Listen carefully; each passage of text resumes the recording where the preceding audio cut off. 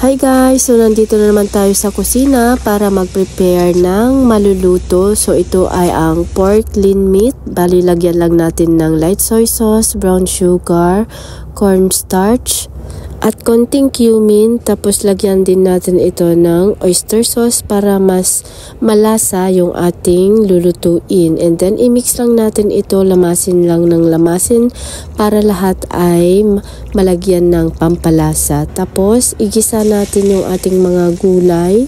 Bali ito ay mixed veggies na, pinagsama-sama ko na. Tapos lutuin lang natin ito ng saglit.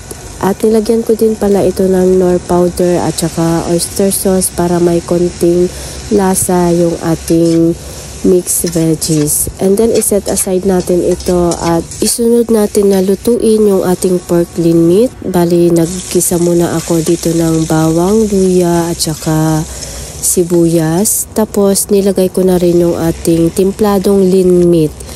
At kung napapansin nyo, halos walang mantika itong ating frying pan kasi yung amo ko ay very allergic sa oil. Ayaw niya kasi ng mamantika. So itong pork lean meat, lutuin lang natin ito hanggang sa maging golden brown. At kapag okay na, lagyan natin ito ng konting dark soy sauce para naman may kulay yung ating karne ng baboy, para naman hindi siya mukhang malnourished, o diba? Tapos ilagay na natin yung ating nalutong mga mixed veggies. Ito ay yung bell pepper, yung shiitake mushrooms at saka yung ating broccoli.